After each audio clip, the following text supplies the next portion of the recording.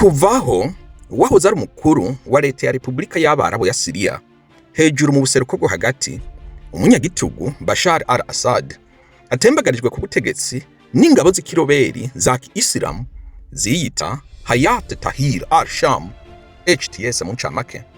Amakuru atandukanye yagiye yerekana uko vyagenze. Uyu munyagitugu yari yarigize ishigwa rimenetse abogozwe. Mu gicugu c'ijoro rimwe gusa, we n'umuryango wiwe burijwe mu ndege y'Uburusiya barahungishwa. Umuryango wa al-Assad bisigura ngo intambwe The Lion watanguye gutwara Syria kuva mu 1971 igihe Hafez al-Assad se wa Bashar al-Assad abereye perezida n'umugambwe wiwe w'abasosiyaliste w'acarabo Arbat Arab Socialist Party. Arbat bisigura ngizuka The Resurrection. Uyu mugambwe wafashe ubutegetsi muri kudeta itamenetsemwe amaraso menshi yo mu kwa kabiri kw'igihumbi 1963 utwara igihugu bunyamaswa n'iterabwoba ry'agahomera bunwa. Ishirahamwe kabuhariwe yitangaza amakuru y'abanyamerika Bloomberg News rivuga ko biciye ku bantu bafise amakuru ahagije kandi yizewe kubiriko biraba, abakozi b'igisirikare c'Abarusiya bareruye Perezida Assad n'indege y'igisirikare c'Abarusiya yajimijwe akuma kitumatumanako n'abari hasi, the aircraft transponder, kugira hatagira uwirunguruka. Ihaguruka ku kibuga c'indege c'igisirikare c'Abarusiya muri Syria. Igihugu c'ubumwe bw'Uburusiya, the Russian Federation, na leta ya Islam ya Iran, the Islamic Republic of Iran, nk'uko bisanzwe vyitwa, byamye kuva kera biri nyuma y'uyu mugabo Assad. Ibi vyavuze ko bitatunguwe no kugwa ku butegetsi bwiwe kandi ko ntaco byabihombeyemwo. Ese uyu muryango wa Assad ukomoka he kandi waje kwifatira igihugu gute? Ese Syria yobigiye kuronka amahoro noneho impunzi zitagira ingano zitahuke? Ariko koko izingwanyi zivyihebe zafashe igihugu zitegekanye iki? Menya byinshi bimwe na bimwe byagucitse kuri zino mpinduka zo mu buseruko bwo hagati zatunguye isi yose. Jewe ni Seti kuri The Megamind, muhawe ikaze. Watanguriye mu gasagara gato ka Kardaha mu ntara y'imisozi myinshi ya Latakia, banita kandi Laodikia yo muri Syria, mu majyaruguru y'uburengerazuba bwa Syria. Umuryango wa Assad uva mu mugwi w'ubwoko bw'Abakaribiya, umwe mu miryango ine igize itsinda ry'ubwoko bw'idini ry'Abarawite. Aba n'abayisilamu bafise imyumvire ifatiye ku myumvire ya Gishia, gusa ikanarahura cyane hanze y'idini rya Kiyisilamu. Ku bice 10% ry'abenegihugu ba Syria, Abarawite bari mu benegihugu banyamuke minorities. Aba Isilamu b'Abasuni bakagira hejuru y'ibice 75% by'abenegihugu.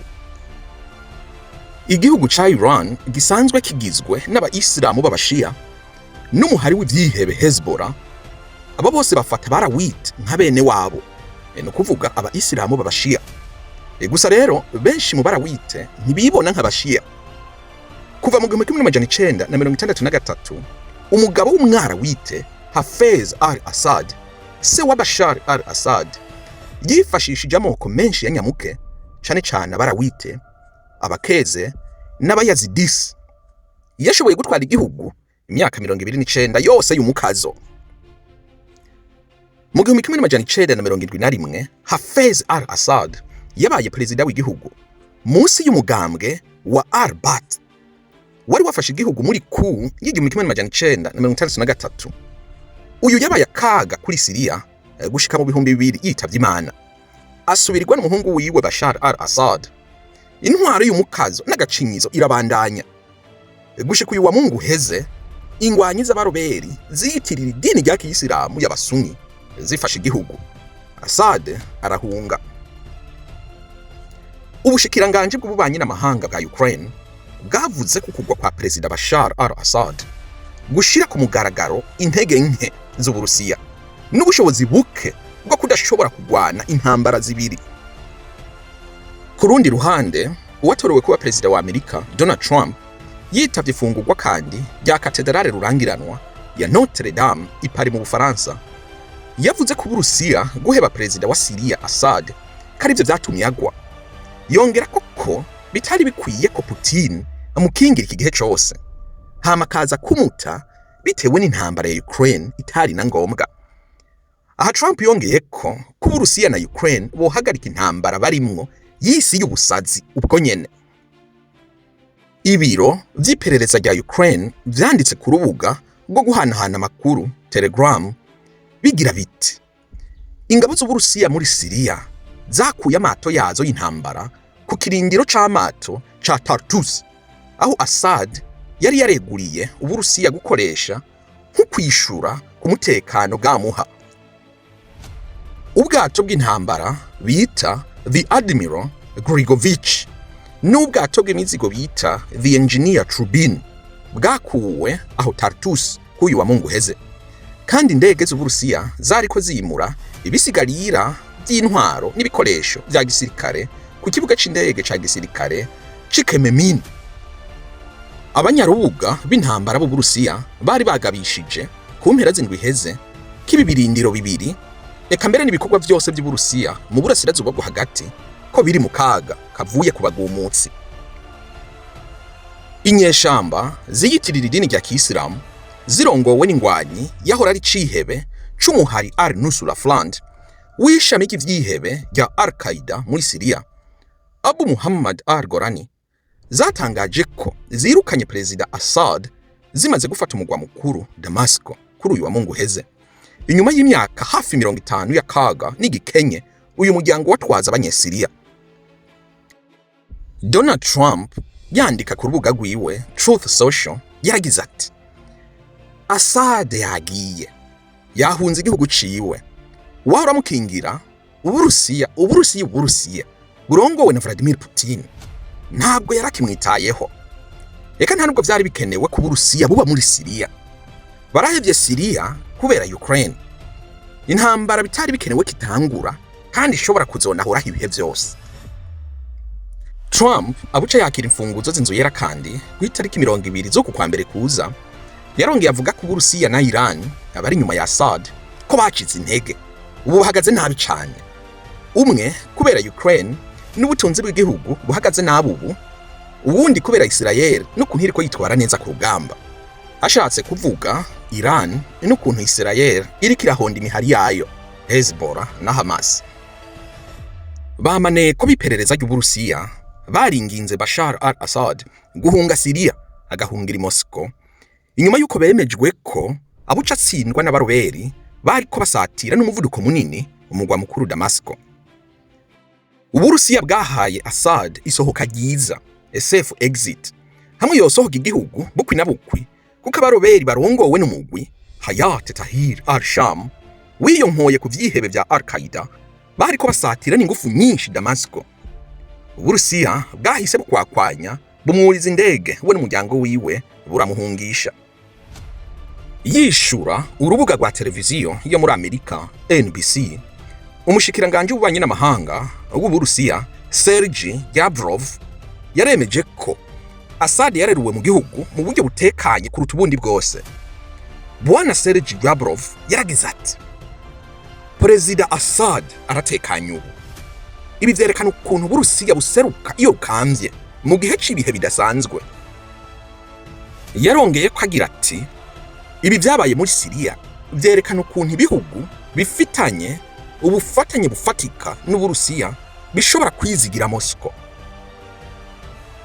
Umushikiranganje ukwivuna abanzi b'Ubudagi Boris Pistorius yavuze kuri uyu wa gatatu ko ivyaraye bibaye kuri Syria vyerekana ukuntu ibihugu bifitanye ubufatikanye bufatika n'Uburusiya bishobora kwizigira Moscow mu gihe gusa hari ico bomarira Perezida Vladimir Putin.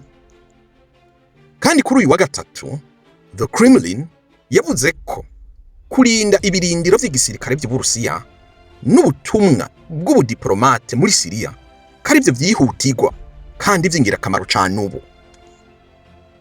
Umuvugizi wa Ministeri y'Ububanyi n'Amahanga by'Uburusiya Maria Zakharova nawe yavuze ko ibintu n'ibikoresho by'Uburusiya muri Syria ko birinzwe n'amasezerano y'amategeko mpuzamakungu, kandi ko Uburusiya buriko buvugana n'izo ngwanyi zafashe igihugu kugira umutekano ugaruke.